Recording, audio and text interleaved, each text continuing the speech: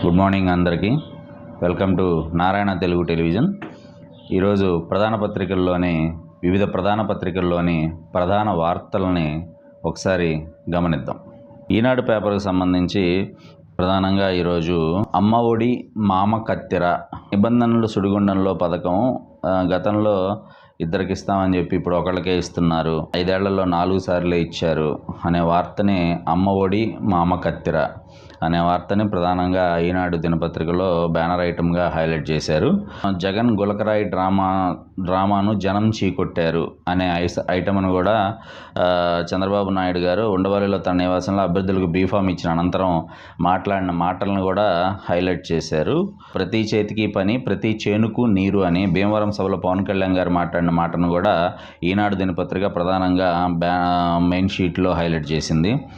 అదేవిధంగా కడుపు కోతల యుద్ధం అని చెప్పేసి ఇజ్రాయెల్ దాడుల్లో నిండు గర్భిణీ మృతి అని చెప్పేసి ఒక వార్తను ప్రధానంగా హైలైట్ చేశారు. సీఎం జగన్పై దాడి విషయంలో దుర్గారావు ఇచ్చిన స్టేట్మెంట్ను బోండావం పేరు చెప్పాలంటూ ఒత్తిడి చేశారనే వార్తను కూడా ప్రధానంగా హైలైట్ చేశారు.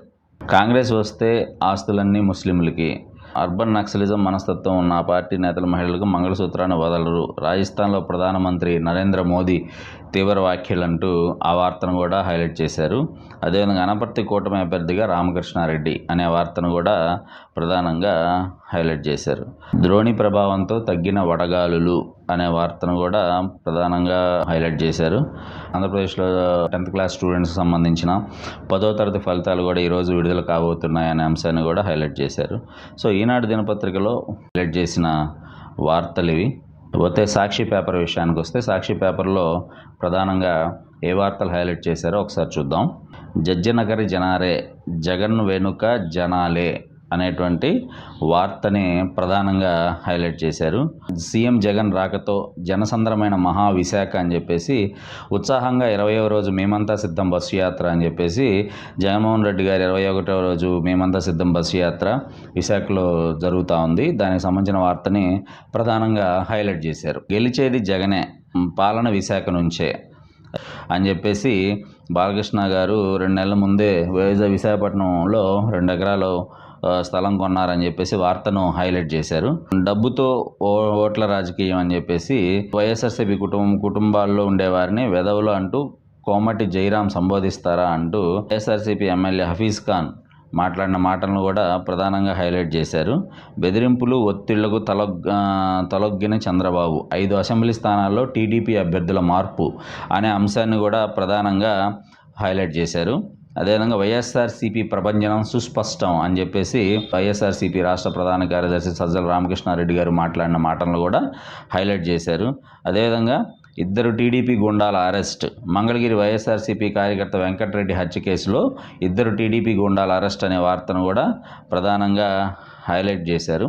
ఆరోగ్యశ్రీ అండగా దిగుల్లేదిక అనే వార్తను కూడా హైలైట్ చేశారు. విదేశాలకు ఉద్యాన కుసుమాలు అని చెప్పేసి మల్బార్ వార్ అని చెప్పేసి ఒక వార్తను కూడా హైలైట్ చేశారు.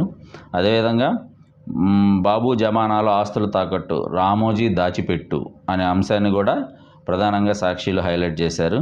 క్రాస్ చెక్ చేసుకోవా రామోజీ అనే వార్తను కూడా రైతు ఆత్మహత్యలపై విషప్రచారం, 3 కమిటీ విచారణతో పరిహారం అందజేత అయినా పనిగట్టుకుని దుష్ప్రచారం అని చెప్పేసి ఒక వార్తను హైలైట్ చేయడం జరిగింది.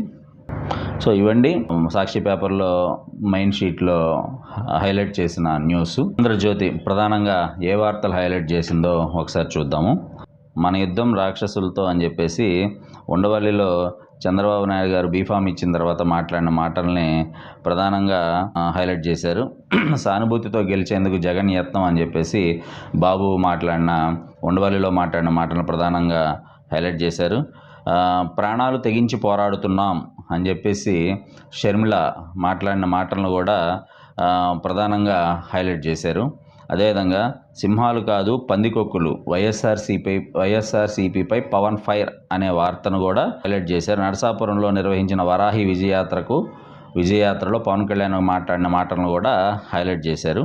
శ్రీశైలం జలాశయంలో క్రస్ట్ గేట్ల కన్నా దిగువకు కనిపిస్తున్న నీటి నిల్వ 5 ఏళ్లలో కరువును కప్పిపెట్టే ప్రయత్నం, 4 ఏళ్ళు ప్రకటనే చేయని వైసీపీ సర్కార్ అని చెప్పేసి ఒక వార్తను కూడా ప్రధానంగా రాశారు. జాబులేవి జగన్, నిరుద్యోగులకు నమ్మించి నయవంచన, చేనేతను చిదిమేశారు అని చెప్పేసి కొన్ని వార్తలను కూడా హైలైట్ చేయడం జరిగింది. ఇంకా విద్యుత్ డిమాండ్ పైకి, ఎండ మంటలతో పెరిగిన వినియోగం, శని ఆదివారాల్లో 250 ఎంయుల డిమాండ్ అని చెప్పేసి ఒక వార్తను ప్రధానంగా రాయడం జరిగింది. జై భవానీ హిందూ తొలగించమని చెప్పేసి పార్టీ గేయాన్ని మార్చబోం ఈసీకి స్పష్టం చేసిన ఉద్ధవ్ అని చెప్పేసి ఒక వార్తను కూడా ప్రధానంగా హైలైట్ చేసింది.